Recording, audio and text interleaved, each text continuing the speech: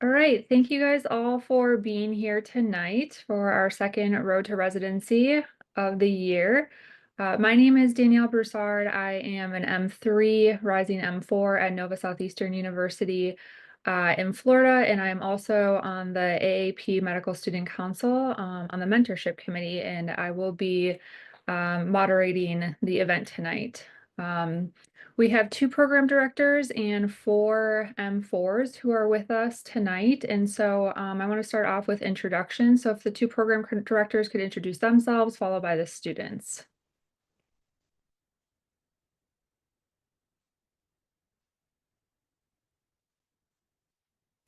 I guess neither of us wants to go first.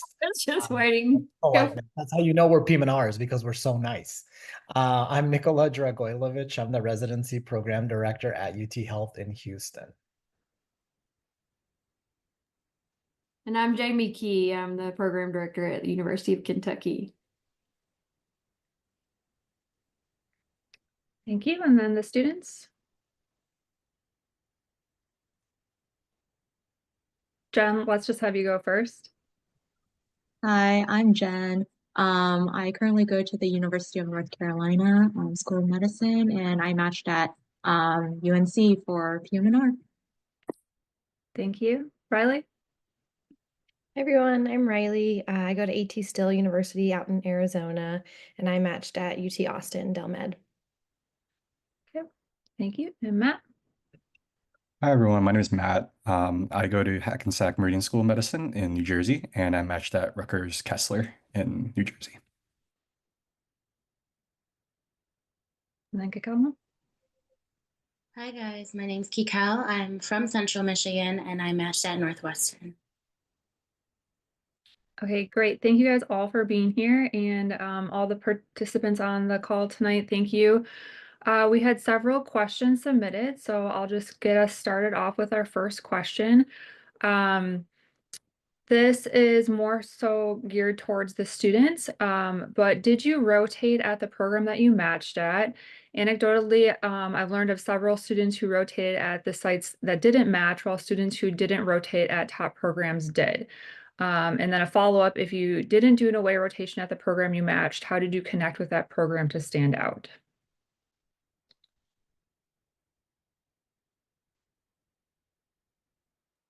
I can answer the first part.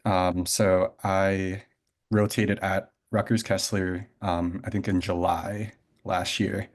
And I think it was, for me at least, it made a big difference. I think I had the opportunity to be on a relatively more difficult service, which scared me in the beginning. But I think it really gave me the opportunity to really, I think, stand out. And I think just being myself, I don't think I was, being like like the gunner type of student, just being myself, working hard. And I think the residents took notice. And I think, I didn't actually meet one-on-one with the PD, Dr. Brooks at the time, but, I think the residents were, in my attending, were able to put in a good word. And, when interview season came around, I think that really showed because I think they, spoke about it. And, it gave me, just like as they got a feel for me, I also got a feel for them. And I think after that, it was really easy to see that, I think they were my number one.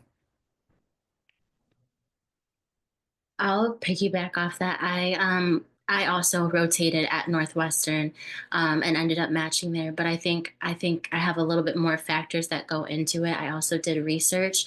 I did an externship there as well, but I do have a co-resident who was there during my summer rotation, away rotation, who also matched. So I think those are two people that I know who did an away rotation, ended up matching, and kind of like what Matt was saying, you get to know them, but they also get to know you, the type of person you are. Can they work with you? Is your fit there? So it's really nice to be able to fill out the program, but then they can fit you. And then when you have interviews, you can like go back and you tell stories of the residents that you worked with or patients that you saw there. So.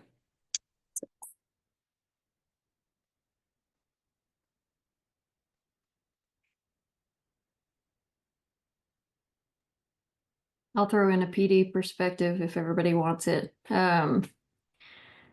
We love people coming to rotate. And a lot of times it is really great insight on if someone's a great fit for us. But at the same time, it may be a really great way to show that you might not be a good fit for us. And so you have to be careful with, what you're doing. But I think if you're going somewhere to rotate that's really important for you in one of your top, programs that you're interested in, probably give it your all, because it's actually surprising that I need to say at this point, don't be too chill. Let's not, opt out of things that attendings and, the upper level residents are inviting you to and be like, I'll catch the next one, or no, I don't need to see that swallow study that you're recommending me to go watch. Because it really is just kind of a picture of the work ethic that you might be bringing. So it's not super important that you rotate where you're wanting to go. As long as you shine there, though, it's super positive. And usually the programs are like, yes, please come back. So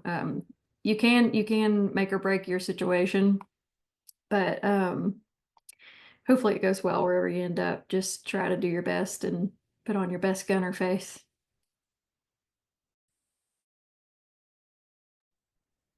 To add Thank on the alternative perspective too, for the programs that I was interested in and didn't end up rotating at that program, if you can go to conferences or email the PD or the coordinator and just let them know that you're interested. And if there's any questions, you can go ahead and ask them then. But I think they can also get to know you on a personal level if you have that interaction at a conference, for example. And even if it's a 5-minute conversation, they can at least put a face to the name and get to know you.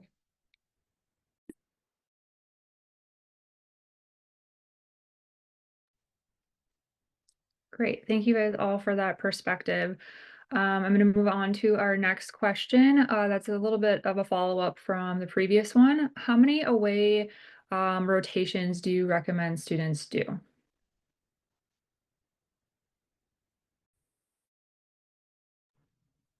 I feel like, Or maybe if for the I- students oh, too, how many did you guys do, and do you think?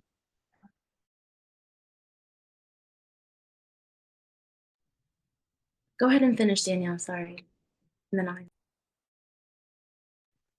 Sorry, I think my internet is a little unstable, so if I am not coming through, great, that's probably why. But I was just saying, or the students can also, speak to how many they did and if they felt like that was enough.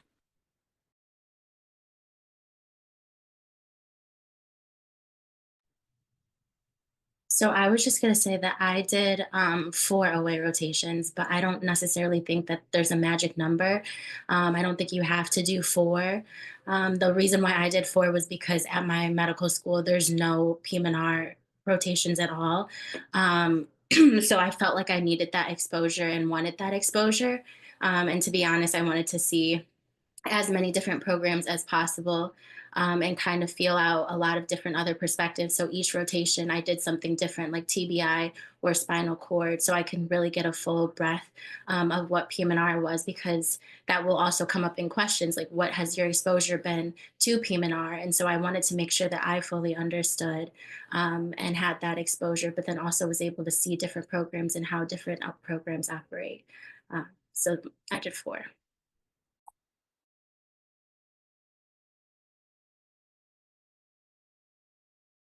Yeah, I guess alternatively, ended up doing 2 array rotations and then 1 at my home institution. And I guess for me, I know a lot of other students who have done 2. I know that may be a little bit on the lower end too, but for me, I just felt very comfortable with, my home institution. I was like very well connected with them and had a lot of experience even leading up to my M4U. And the 2 programs that I did my away rotations at, I felt they were programs I had my eyes on for a while. So I felt very comfortable, being at really having experience at any of those 3 institutions. And I felt that, 3 rotations was probably good for me to get enough exposure, both outpatient, inpatient, TBI, spinal cord, a little bit of everything. And yeah. There's some other factors that go into play too, like obviously if you have to pay double rent, if you're doing away rotations, if you rent a car, it can get pretty expensive to do, more than a certain amount. So if, you're stressed about that, also just, I think, having a couple is also fine under your belt. I would also, to piggyback off that, say don't be afraid to use friends. If you are fortunate to have friends within the areas that you want to rotate at, all four somehow I magically had connections and friends there. So I was able to have housing. Obviously, there's other expenses on top of it, but think about that too. Don't be afraid to reach out to connections and support systems that you may have somewhere. On that same line, you can reach out to the program coordinator that is, coordinating your entire visit and just be like, does any of the residents share their rooms? Do they have an open room that I can use, or is there anything like that available? Because a lot of the residents will just let you bunk up with them and decrease some of your cost. Just to add, I didn't do any away rotations, so so don't feel like you have to do like, 4 or 5 like away rotations. Everybody's situation is different, and just be comfortable with what you can do. Thank you for all those perspectives. Let's maybe go to a question that is more directed at the program directors. So with the new 20 signals, how will 20 signals impact the process of applying? Will a program most likely not interview you if you don't signal them? I knew this question was coming. And I know you're the perfect person to answer it. I am, yeah. So what Jamie's alluding to is that I'm co-chair of the committee on AAP that helped make that decision. So, I brought my flame suit today, so I'm ready to go. I will say that the honest answer is that no one knows how the programs are going to use the increased number of program signals in terms of deciding who to interview. If you look at how other specialties in the past fared when they first transitioned to a large number of signals, those specialties in that first year of large program signals, there wasn't really any change in the number of applications that applicants applied to in terms of programs, right? We already know that a program signal is a very positive factor in terms of you getting an interview. And so I think with 20 program signals, that's going to continue to be the case. What we don't know is what will happen with programs that you don't signal.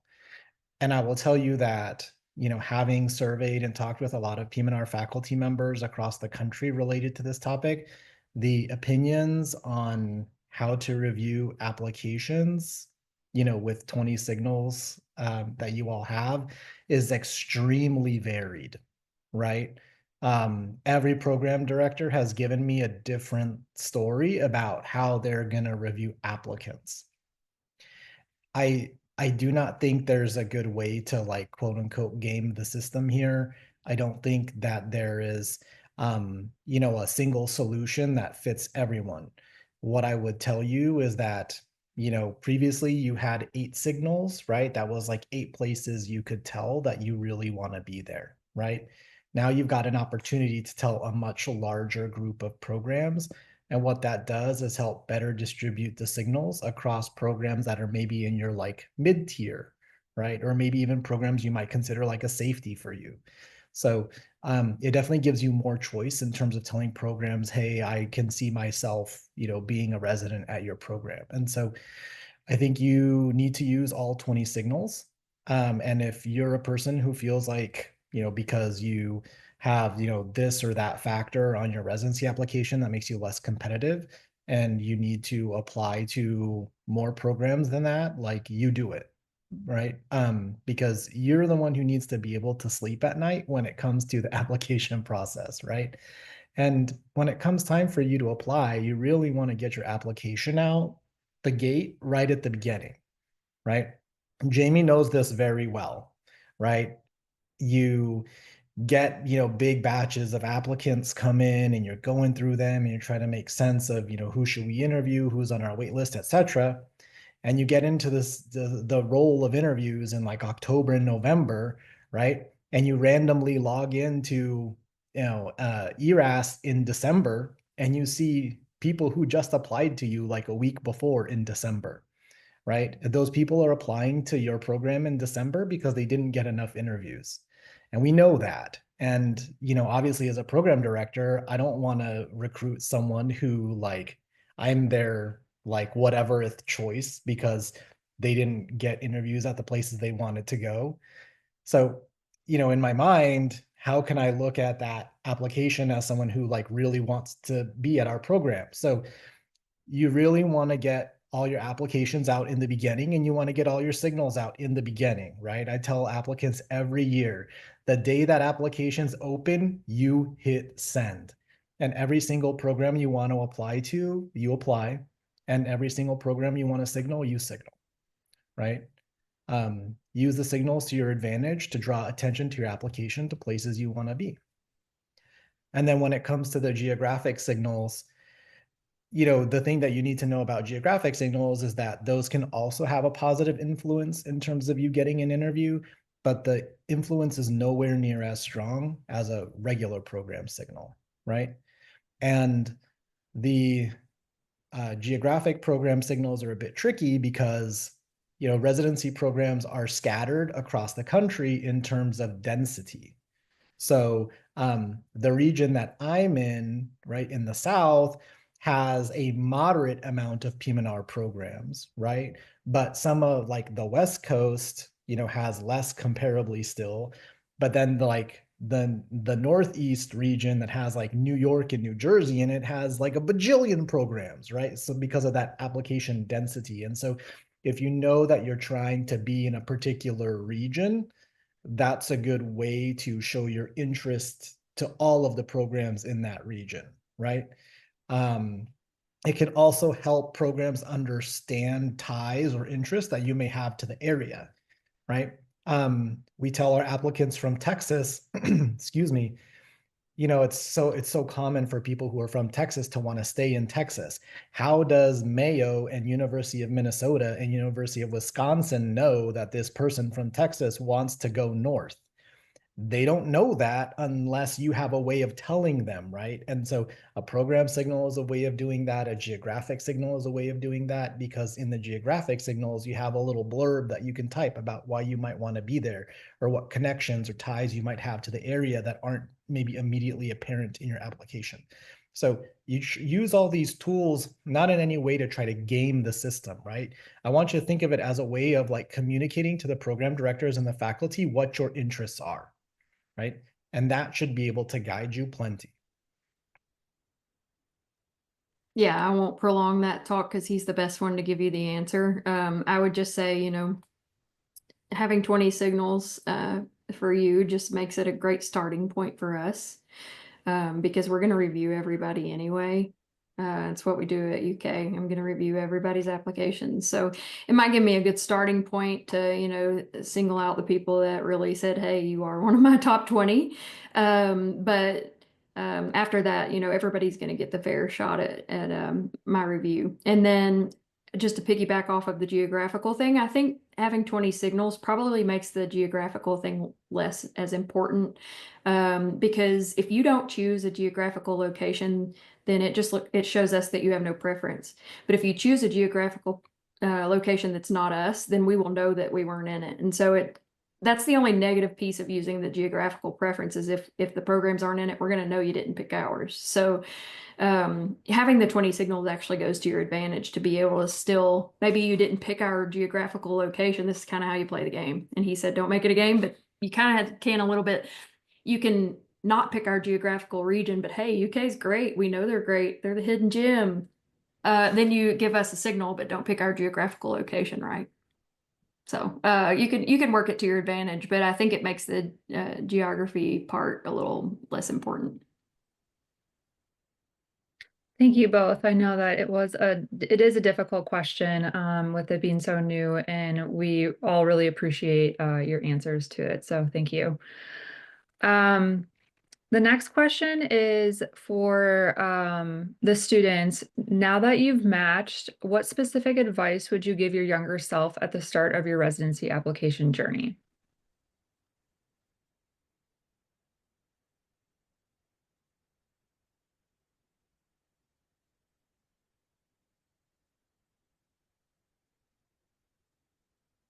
I would say to not be afraid to like make connections.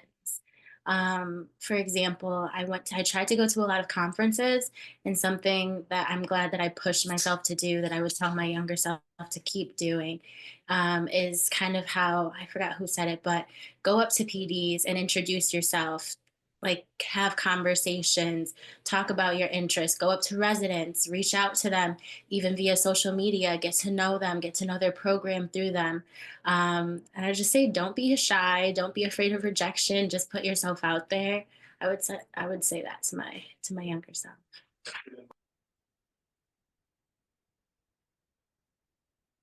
Yeah, I would say, I guess advice I would tell myself is just to rely on your mentors, and, if, yeah, just to rely on the people, like your support system, your mentors, and to get their input, to evaluate, I guess, maybe like what are the things that are important to you.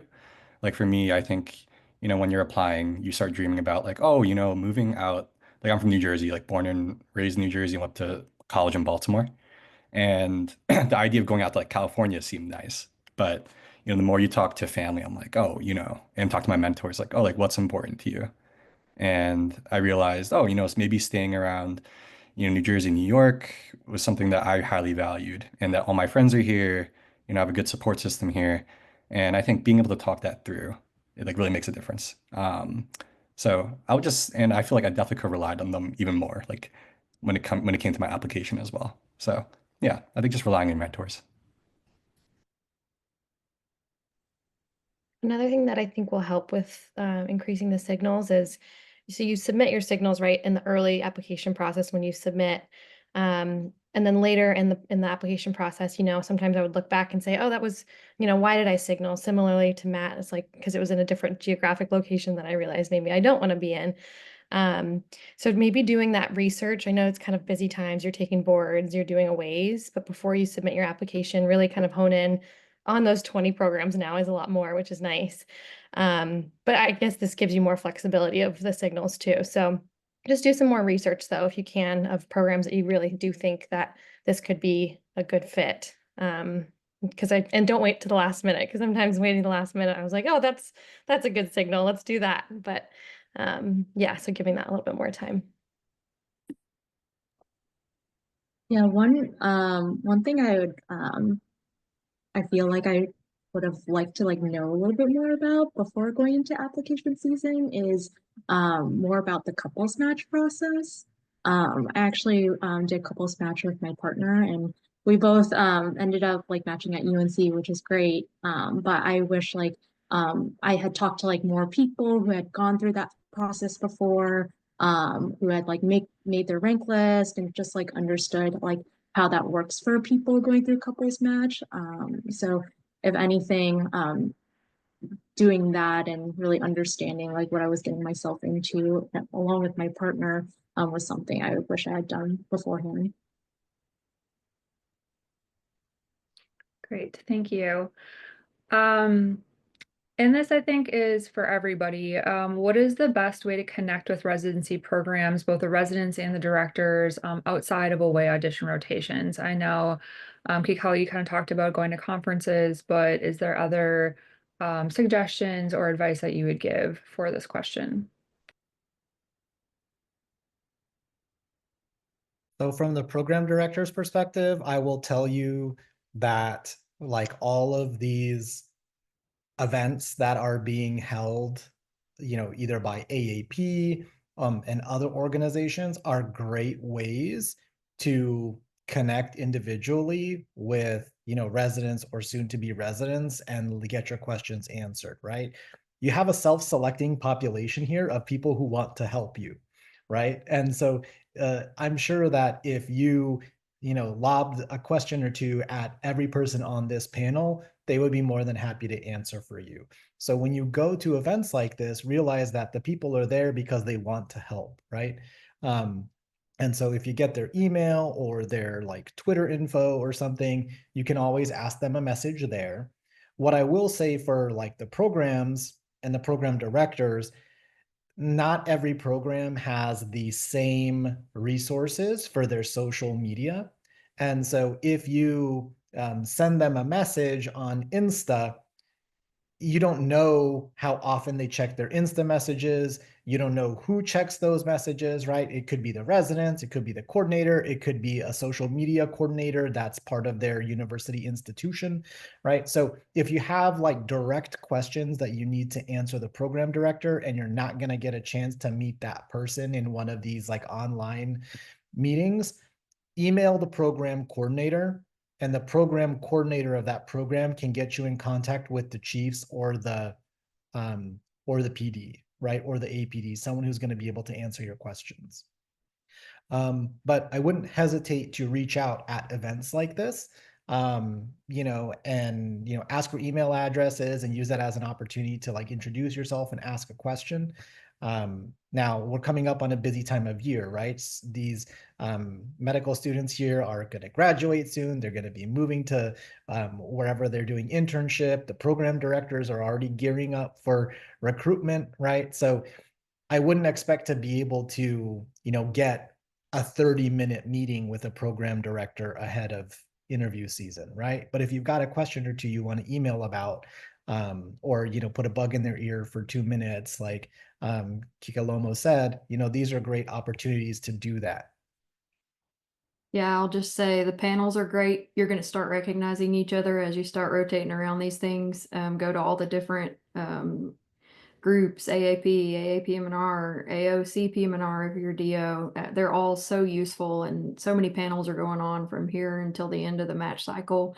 Most programs have their own little series these days. We have one called Wildcat Wednesdays that we'll put on in the summer and have all kinds of things that we talk about, not just ourselves. We have a couples match session. We have a how to form your personal statement and use it to your advantage, all this stuff. And most programs at this point do things like that, and you'll be able to have a little bit more FaceTime, even virtual, with the different programs.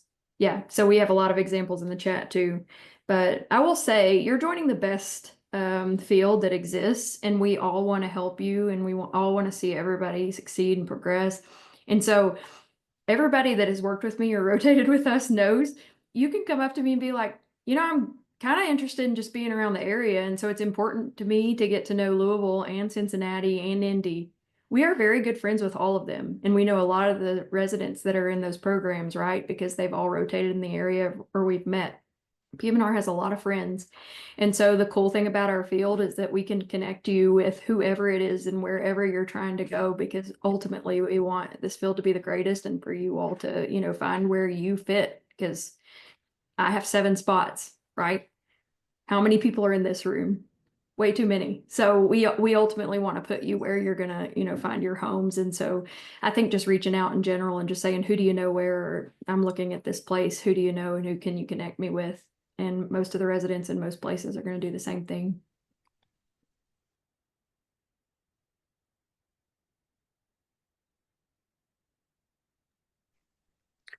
Great. Did any of the students or the M4s want to speak to that question? Otherwise, I can move on.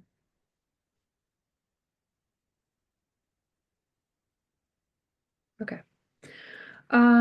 For those who did not match into PM&R this cycle and are planning to reapply, and then in parentheses in this question, it says there were over 1,000 applicants for about 540 advanced and categorical positions. What sort of changes in application materials or interview topics do you look for? So I think that obviously that's an outcome that nobody wants and can really be heartbreaking, especially because, like, you know, Jamie and myself, you know, we know applicants who we swore up and down that that person would match and they didn't for one reason or another. I think the most important thing to remember is that it's not the end of the world, and that, you know, there have been many successful reapplicants to our specialty. I would say if any specialty is forgiving to reapplicants, it's ours, right? I mean, like Jamie was referring to, you know, physiatry is a specialty that, you know, really looks at the person, really looks at the story. And we know that you're so much more than the individual parts of your application, right? So what you do need to do, though, is you need to try to get a realistic evaluation of why you didn't match. And so you need to reach out to mentors, you need to reach out to the people at your medical school and have those tough conversations about why you didn't match, right? Was there something in your personal statement that that may have been a turnoff? Was there a concern about your, academic history that wasn't, clarified well enough? And so you need to do that introspection. But then as you transition to internship, you need to focus on staying involved in the specialty, right? And a lot of that can come through ongoing participation in national organizations, whether that's AAP, AAP-M&R, AOC PM&R, right? National volunteerism or local volunteerism within the specialty, or working with people with disabilities, right? When you start your internship, you're going to need to get a strong letter of recommendation from your internship program director. So make sure you work your butt off in internship, that your program director writes a letter that says, holy cow, Tony's one of the best interns we've had in 20 years. If I had a PM&R program, I wish he would stay, right? That's the kind of letter you need from your PD, because you want the program directors who are reviewing your application now to hone in on that letter and be like, whoa, that person really, knows their stuff, and they're ready to be a physician and are committed to our specialty.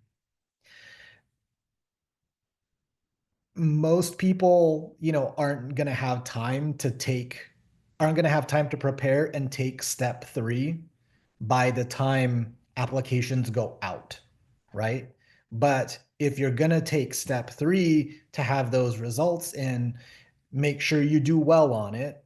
And then when your results come in, it's okay to message the program coordinators of all the programs you apply to and say, hey, I just want to let you know my, COMLEX or USMLE scores have been posted, and like I passed with flying colors or whatever, right? So that way the program faculty who are reviewing your applications say like, okay, well, maybe last year we had this concern about their academic strength, but like, look, they got this, kick butt letter of recommendation from their internship PD, and they passed step 3 with flying colors, right? As a program director, that's a very reassuring switch or reassuring transition, that like, okay, you are ready for the clinical environment. You are ready to hold up to like the rigors of residency training. So I think for every person, why they didn't match is different. And so you're going to have those tough conversations to figure out what your weaknesses are, but ultimately try to ameliorate those and then stay involved, stay visible. Do not give up. Do not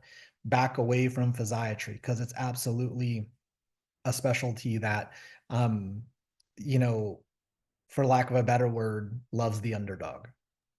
That was exactly my statement. So I agree with literally everything he just said, but there's nothing better than watching you come up from something difficult and do it with grace and eloquence, and maybe not even eloquence and grace, but you come up. Sorry for this. I've never been in a panel that she hasn't joined, so just get two of me right now. But yeah, I actually will come in and be like, oh, okay, they're in a transitional year. They didn't match. What are we doing? How are we coming up? How they rebound, how they respond? Because honestly, not matching and staying gritty and getting after what you still want and what you know is yours is way more of an application boost than anybody that I see, on their first round that hasn't been tested yet. Because I want somebody passionate about the field. It doesn't matter to me if you weren't successful the first time around, as long as you're, still wanting it. And he's right.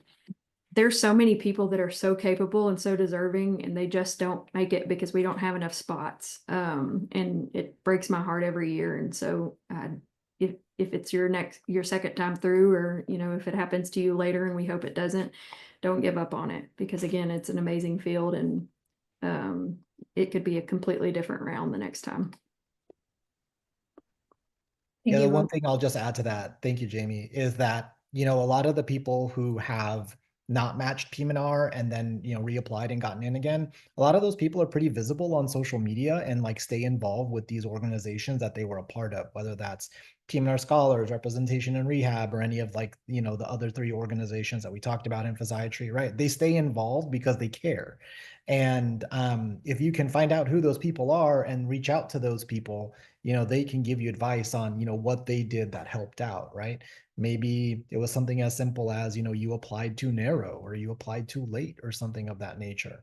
So, tough conversations to have, but like Jamie said, that resilience and grit goes a long way improving your readiness. And definitely have that conversation with the people that are interviewing you. You need to have your answer about why you think you didn't match, whatever it is, But, and I just want to reemphasize how important that PD letter is from your program that you're doing the transitional or rotating year with.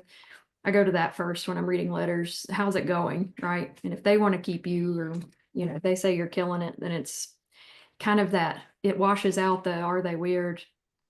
Is it going to get weird if I bring them in and give them the shot that they deserve? So if they're vouching for you, I know it's going well. So that one's important for you to focus on early on in the year if that's you. Yeah. I have called internship programs and talked to the program director to get clarification about applicants, right? And tried to get more evidence to help me, better understand like, hey, what's going on? How are they doing now? So like, when you work hard and you hustle like that in internship, it's going to pay dividends when the people on the other side can advocate for you through their letters, conversations, connections, and otherwise. Thank you both. That was very insightful information. How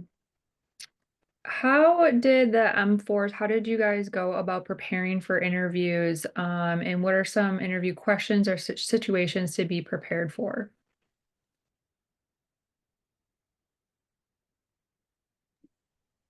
I can start here. I think getting a good understanding of your application is really important because they can ask any part of it. I know that seems obvious, but sometimes, that research project that you've done 4 years ago might not be, something top of mind. So just kind of brushing up on everything. There's a lot of, I guess you could just look up like online typical questions to practice for residency, that sort of thing.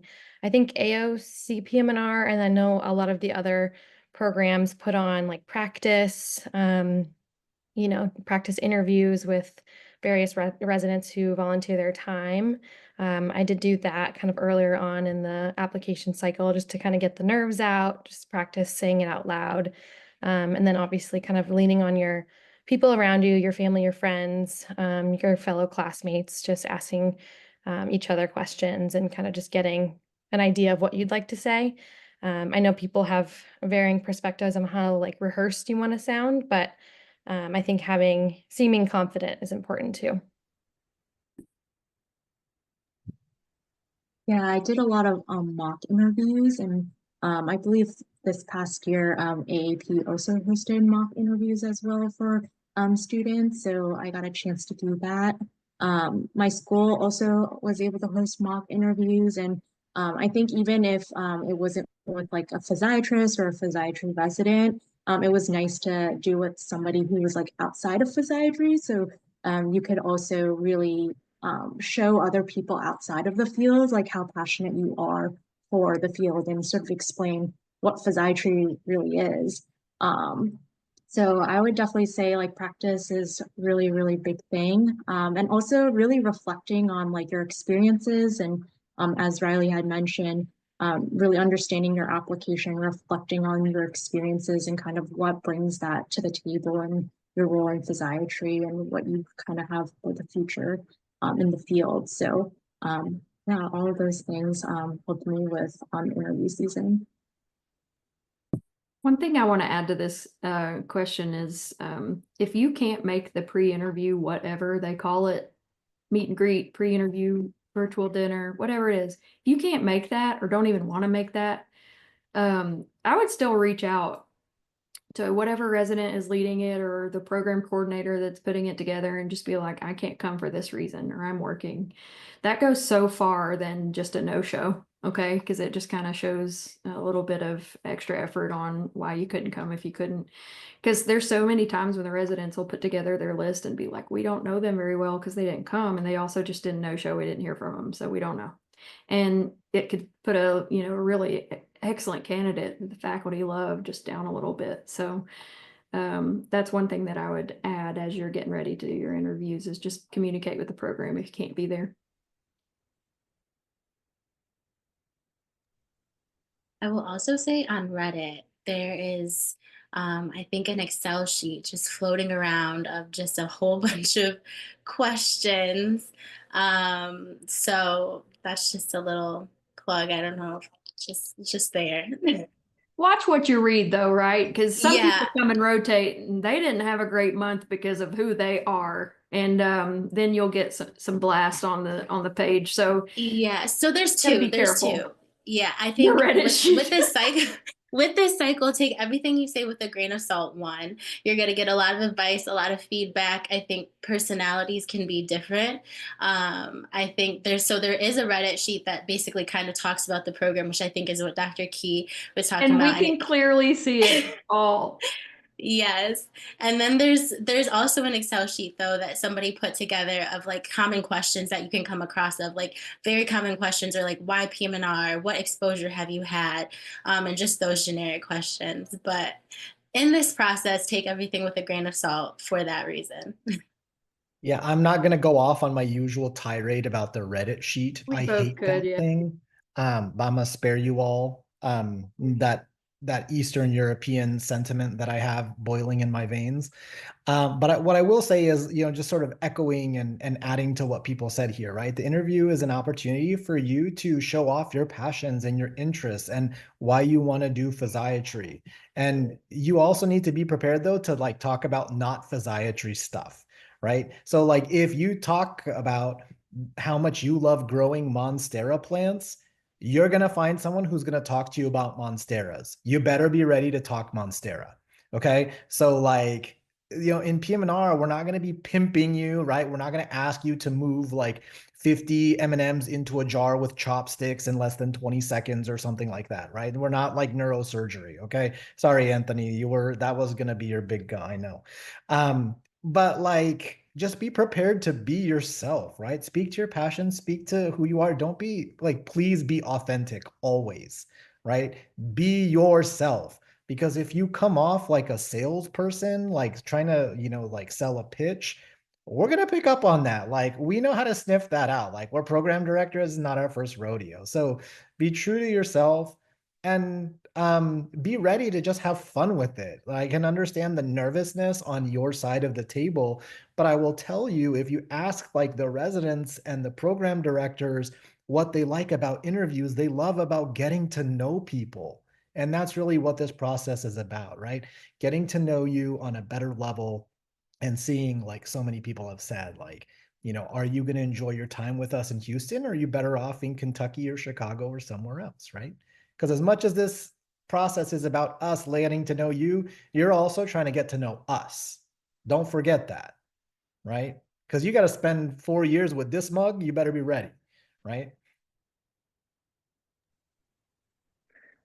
Thank you. And this is kind of piggybacking, I think, off of that question. So for the M4s, what are some things that you got specifically asked about on your application, and maybe more so for the PDs? What are some features of a applicant's application that make you favor ranking them over other applicants?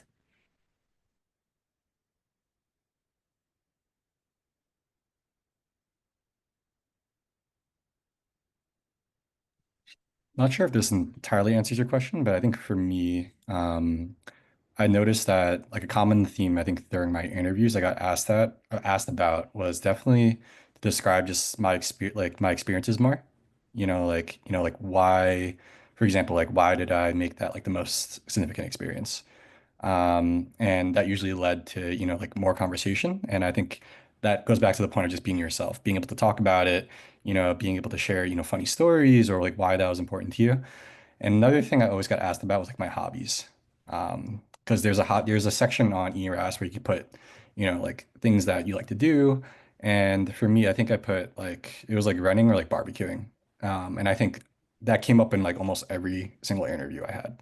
So just and I get yeah, that gets back to the point of just, just be yourself and being able to don't sound too rehearsed about talking about things like that because it always just for me at least I think it always led to like some funny conversations or people confused why a guy from New Jersey was like into those things. So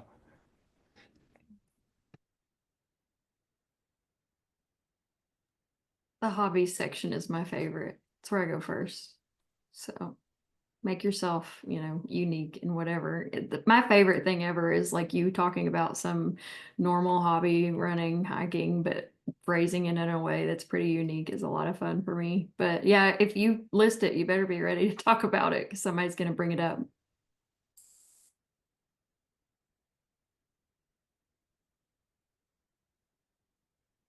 I did notice some programs also kind of had maybe one interview that focused on asking things specific to research.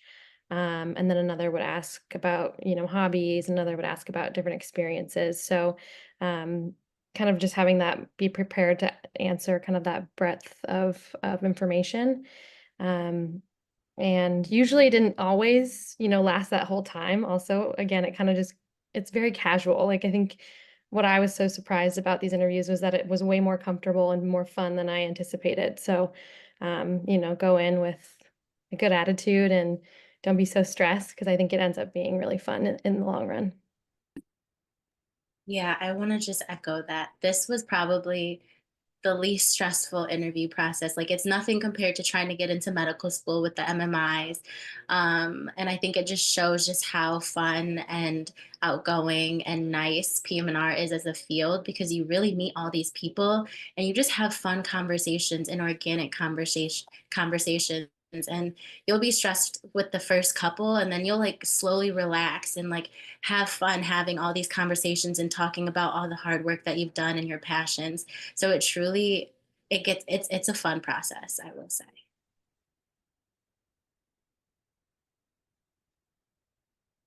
Thank you. It's perfect timing. We have 10 minutes left and we do have quite a few students on the call tonight. So I do have a couple more questions to go through, but I do want to leave the floor open. If any students on the call have a question, you can unmute yourself and go ahead and ask.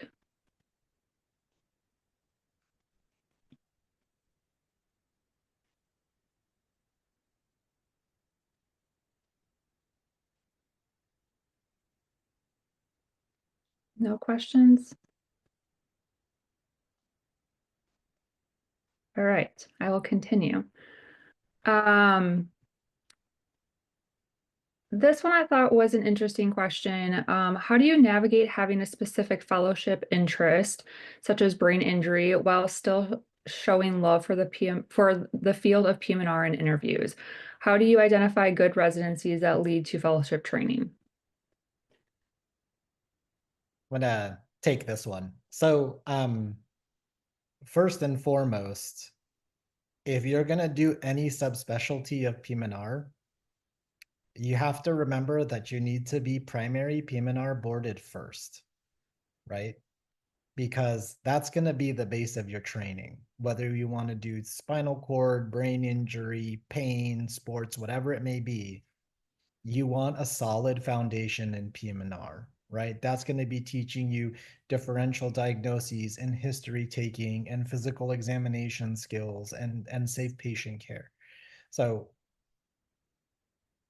if you think that you have an inkling to that, you need to start looking around at programs that, have a track record of getting people into those fields, right? On the inpatient side, it's a little bit easier, right? So if you're interested in like brain injury, spinal cord, cancer, right? Start looking at, academic programs that are parts of the model systems, right? Whether that's part of brain injury model system, spinal cord injury model system, burn model system, right? Those are generally going to be like larger academic centers. If they're part of the model systems, they usually have a brain injury, spinal cord fellowship, right? And you can start looking into where their residents go in terms of fellowship training. One thing I will say is that, pain has become the most popular fellowship choice over the last 5 years in our specialty. And so if you look at residents all across the country, a bunch of those residents are going into pain, right? But the pain training that you get at one program versus another can vary significantly, right? And these are things that you really need to try to suss out when you go to these programs' websites and Instagrams, right? Like look at where they're rotating at, right? Are they like primarily community based, or are they urban? Are they primarily VA, or are they primarily like some academic hospital system? Do they rotate with a lot of like in-house faculty? Do they rotate with a lot of like private practice people? Is there a fellowship in that subspecialty at that residency program? And then look to see how many faculty in their department are board certified in that subspecialty, right? That can give you some idea to the relative like strengths and weaknesses of a program, right? And you shouldn't hesitate to ask a program or the residents at a program, hey, what do you think are the strengths of your program? Or what do you think are the weaknesses of your program? And they should give you like a clear and definitive answer. And it you could very easily talk to the PGY3s or PGY4s in a residency program, and like they'll tell you straight up, like, oh yeah, the people who did pain have done really, really well, right? Or we had like one person who did sports and it didn't go so well. So I think going through the program's websites, looking at their faculty, looking to see where their residents match in terms of fellowship, is a good way to start to navigate, the relative strengths and weaknesses. But it's definitely going to take a lot of investigation on your part. And if you need to contact the program coordinators or get an email into the program director, don't hesitate to do that. But it's going to take some digging for you to find this information, because unfortunately PM&R programs are in different places in terms of the information that they share on their websites. Some are really good about offering as much explanations as possible, and some of them are really bare bones. And so you might have to reach out to different people depending upon what program it is.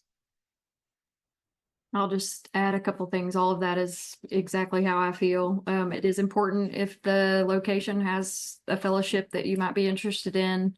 You could get on our website and see how many people stay at our location to do their pain fellowship. It's just kind of a nice little, plug, but it's good to have an idea of what you like and what you don't like. Yes, you need to be all in on PM&R or you're going to have a terrible experience in residency. But I don't know if you guys know this, but most of you like pain and sports, and most of you want to go into pain and sports, and you're diehard pain and sports until you get about third year. And then you realize that you like all of PM&R and start doing other things. So, I've watched it for years now. So just keep your mind open and don't tunnel vision yourself, especially in your application and your interviews, right? Be like, this is what I'm thinking. Because I ask that all the time. Are you going to do a fellowship? If you had to pick right now, this second, would you do it? And it's a nice way to know your insight on the field. But at the same time, you should be broad and be open to everything, because it's a long 4 years and you're going to drink all the different Kool-Aid flavors for sure.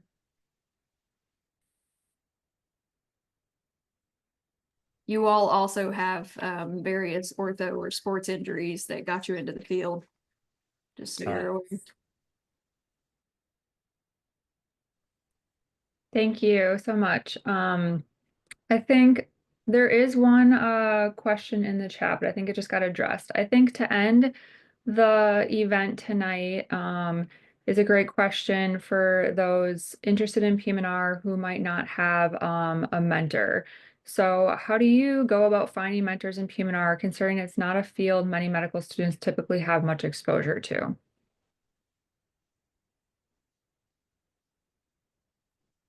And maybe for the students too, how did you guys find a mentor?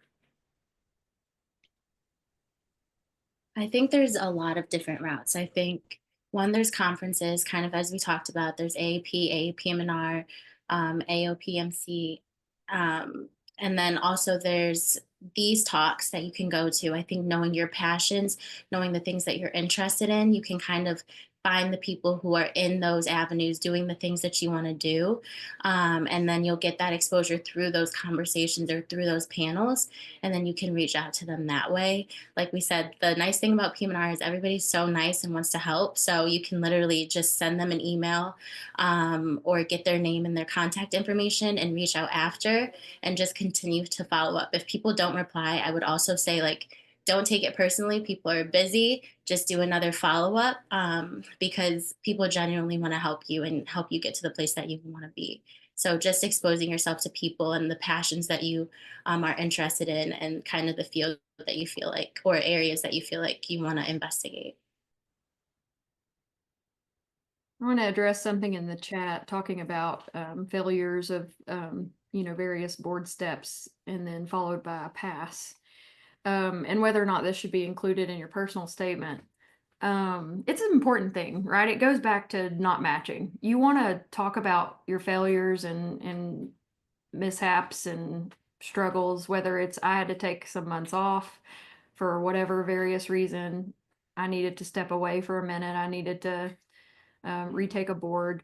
Again, it shows a lot of resilience and a lot of overcoming if you tell me what happened and why and how you came up from it. And it actually may support, your application in a really special way. So don't think of failures as failures. You want to talk about them as a coming up story and how you rebounded and how you rose up from it. I think it's really important to show that and show how strong you are. And then you passing with a really high score on the next time around, again, just shows that you can overcome some obstacles and get through it. Yeah, that story, that narrative is so important, right? Because, if you have this, most people getting into medical school, they were at the top of their class in college, right? And you come to medical school and like, whoa, Nelly, right? The game has changed. You're all of a sudden not the smartest person in the room anymore. And that's okay. Almost everyone has a story of adjustment in medical school. And there's a lot of reasons people have step failures, right?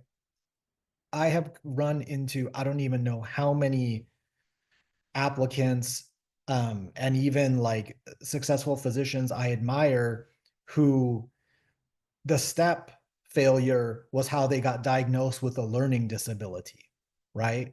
Or they took the step exam 3 weeks after their grandmother died, and that person was the matriarch of their family, and they were still heavily grieving. But they didn't listen to their intuition, right?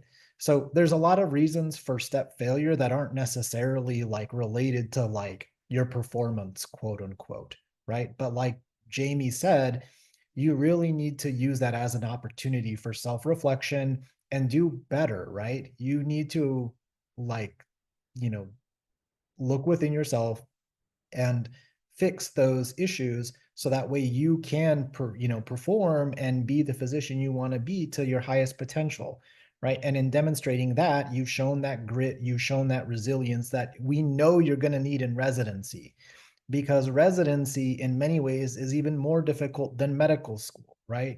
You go from like learning in a simulated clinical environment to like a real clinical environment, and you're given new independence and you're given new responsibility. And it's often a time in people's lives where there's a lot going on, right? Like you're getting older, you might get married, you might have a family, people will move, people might get ill. I mean, there's so many things that could happen to like you, loved ones, etc. at this time in your life. We need to know that you have the resiliency to be able to like handle those situations and continue to show up for your patients every day and show up to your didactics and everything else. Obviously, residency is a place where you're going to be supported, right? But we need to know that you can support yourself too. And so things like this that happen in medical school, the success story, the coming up, as Jamie said, is so much more important than the result itself. Thank you. I want to be respectful of everybody's time tonight, and so I think we're going to wrap it up here. Amy, if you could throw the slide on, that would be great. Thank you so much for the panelists, for your time being here. All of your advice and insight is very helpful to all of us students who are on the call tonight. You guys all should be able to see this slide that's up. We would love if you scan the QR code for the evaluation. AAP is trying to do some research regarding Road to Residency, and then we do have a new platform to continue this conversation and other conversations in the med student group. So if you scan that QR code, you can also join the conversation on that platform. Thank you guys all and have a great night.